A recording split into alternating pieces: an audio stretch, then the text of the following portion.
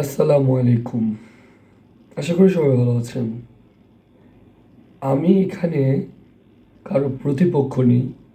যার যা ধর্ম সে পালন করবে, এটাই স্বাভাবিক। যারা আমরা খ্রিস্টান ধর্ম বলে আছি, তারা অবশ্যই তার খ্রিস্টান ধর্ম মনে প্রাণে বিশ্বাস করে পালন করবে। এটাই ধর্মের ধর্মনীতি। আমি আমার ধর্মীয় যে বিধর্মীয় ভাইয়েরা আছে তাদের প্রতি আমি কোনো কথা পোষণ করছি না। আমি কথা পোষণ করছি আমার যে মুসলমান ভাই আছে তাদের তাদের উদ্দেশ্যে কথাগুলো বলা।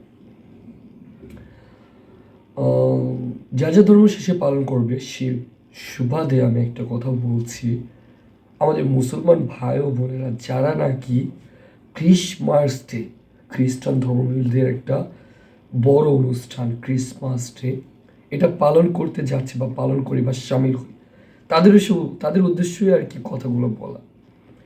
অবশ্যই ক্রিসমাস ডে কি? ক্রিসমাস ডে হচ্ছে খ্রিস্টান ধর্মাবলম্বীদের একটা বড় অনুষ্ঠান, যার জন্য তারা সেখানে সমাগত হয় এবং তাদের প্রভুর নিকট তারা দোয়া প্রার্থনা করতে চায় আর কি। এই হচ্ছে ক্রিসমাস ডের প্রধান কাজ। আর সেখানে যাওয়ার পথে অবশ্যই তাদের ধর্মীয় যে নীতিগুলা, তাদের ধর্মীয় যে পোশাক পরিচ্ছদ এবং ধর্মীয় যে অনুশাসন, সেগুলো মেনে চলে তারা তাদের ধর্মটাকে পালন করে। আমার কথা হচ্ছে সেই ধর্মীয় ভাইদের প্রোগ্রামে অ্যাটেন্ড করে আমাদের মুসলমান কিছু ভাইয়েরা, তারা অবশ্যই হয়তোবা জেনে, হয়তোবা বুঝে, হয়তোবা না জেনে বা না বুঝে করে। তো যারা জেনে বুঝে করে তাদের জন্য আমার কিছু বলার নেই, কিন্তু যারা না জেনে বুঝে করে তাদের জন্য আমার কথাগুলো বলা। আচ্ছা, খ্রিস্টান ধর্মাবলম্বীদের একটা কথা হচ্ছে যে তাদের যে প্রভু, যে সৃষ্টিকর্তা, সে জন্ম দেয়, ঠিক আছে? সে জন্ম দিয়েছেন, যেমন যিশুকে জন্ম দিয়েছেন, সেটা হচ্ছে তাদের কথা, তাদের ভাষ্য অনুযায়ী। কিন্তু আমাদের মুসলমান ধর্মাবলীতে সূরা ইখলাস যদি আপনারা পড়েন, সূরা ইখলাস, তাহলে সূরা ইখলাসটা পাঠ করলেই আপনি সুন্দরভাবে পেয়ে যাবেন যে আমাদের ধর্মে কি বলা আছে। যেমন সূরা ইখলাসটা আমি পড়ছি, কুল হু আল্লাহু আহাদ আল্লাহু সামাদ লাম ইয়ালিদ ওয়ালাম ইউলাদ ওয়ালাম ইয়াকুল লাহু কুফুয়ান আহাদ। এই সূরা ইখলাসের প্রথম লাইনটা কি আছে? কুল হু আল্লাহু আহাদ। তার মানে কি? বলো তিনি আল্লাহ, যিনি অদ্বিতীয়, তার কোনো তিনি ছাড়া অন্য কেউ নেই, অদ্বিতীয়, দ্বিতীয়, তিনি ছাড়া আর কেউ নেই, দ্বিতীয় কেউ নেই। আচ্ছা, আল্লাহ হুসমাদ, আল্লাহ সবার নির্ভরস্থল, ঠিক আছে? সবাই আমরা তার উপর নির্ভর করি। আচ্ছা, লাম ইয়ালিদ ওয়ালাম ইউলাদ, কি? তিনি কাউকে জন্ম দেননি ও কাউকে তাকেও কেউ জন্ম দেননি। তিনি কাউকে জন্ম দেননি আল্লাহ কাউকে জন্ম দেননি এবং আল্লাহ কেউ জন্ম দেয়নি। ওয়ালাম ইয়াকুল্লাহু কুফুয়ান আহাদ। এখানে কি বলা হলো?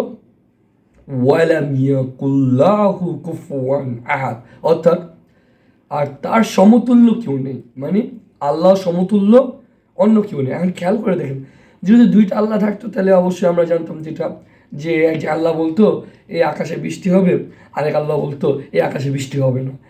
দুইটা আল্লাহ থাকলে এরকম হইতো যে এক আল্লাহ বলতো এই সূর্য কালকে পূর্ব দিক থেকে উঠবে, আরেক আল্লাহ বলতো সূর্য কালকে পশ্চিম দিক থেকে উঠবে। একটা কি বিবাদ সৃষ্টি হতো। কিন্তু এখানে কি বলা শুধু যে ওয়ালাম ইয়াকুল্লাহু কুফুয়ান আহাদ, আর তার সমতুল্য কেউ নেই।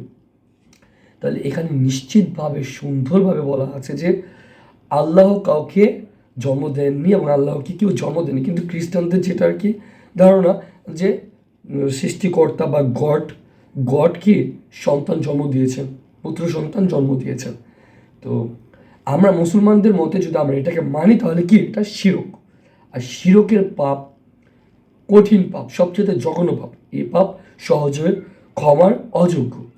কঠিনভাবে যদি আপনি আল্লাহর কাছে আকুতি মিনতি করেন কঠিনভাবে, তখনই যদি আপনার শিরকের পাপ থেকে মুক্তি পেতে পারেন। কিন্তু খুব সহজে মুক্তি পাওয়া যায় না এই শিরকের পাপ থেকে।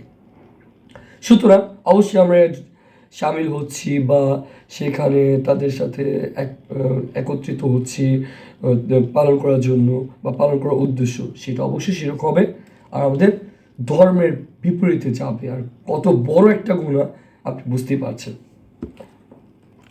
সুতরাং আমরা জেনে শুনে কখনো এই কাজটি করতে যাব না এবং না জেনেও করতে যাব না। অবশ্যই একটু বিশ্লেষণ করে যে কোনো কাজ করব। এখন আমি সূরা ইখলাসের যে আমাদের শিক্ষাটা, এই শিক্ষাটা সম্পর্কে বলছি। আমাদের ইসলামের মর্মটাই হচ্ছে তাওহীদ। তাওহীদে বিশ্বাস করতে হবে আমাদের প্রথমে।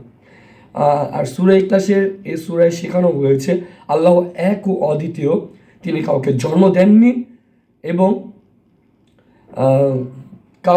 তিনি কাউকে জন্ম দেননি এবং কেউ তাকে জন্ম দেয়নি, ঠিক আছে? হ্যাঁ, তার সমতুল্য কোনো কিছুই নেই, ঠিক আছে? কোরআন শরীফ আমাদের তিনটি মৌলিক জিনিস শেখায়, আর সেই জিনিসটা হচ্ছে আমাদের কোরআন শেখায় প্রথমত তাওহীদ, দ্বিতীয়ত শেখা হচ্ছে আখিরাত সম্পর্কে, আর তৃতীয়ত আমাদের শেখা হচ্ছে রিসালাত সম্পর্কে। অর্থাৎ আল্লাহ, পরকাল ও ওহী, অন্য যে কোনো বিশ্বাস এই তিনটার মধ্যে পড়ে যায়, যার মধ্যে আল্লাহ, আখিরাত ও আল্লাহর প্রেরিত ওহীর প্রতি বিশ্বাস, যেমন হজরত মুহাম্মদ সাল্লাল্লাহু আলাইহি ওয়াসাল্লাম শেষ নবী এবং তার উপরে কি কোরআন মাজিদ নাজিল হয়েছে, এটাই হচ্ছে ওহীর প্রতি বিশ্বাস। যখন আমরা বলি আল্লাহকে বিশ্বাস করি, এর মধ্যে আল্লাহর সব নাম, সব গুণ এবং সব কাজগুলোকে বোঝায়। যখন বলি আখিরাতে বিশ্বাস, তখন তার মধ্যে কবরের জীবন, বিচার আচার এবং জান্নাত জাহান্নাম এইসব জিনিসই বোঝায়। আশা করি আপনারা খুব সহজভাবেই আমার কথাগুলো বুঝতে পেরেছেন। আর যদি আপনাদের কোনো মন্তব্য থেকে থাকে, অবশ্যই কমেন্ট বক্সে কমেন্ট করে জানাতে ভুলবেন না। ধন্যবাদ সবাইকে। আসসালামু আলাইকুম।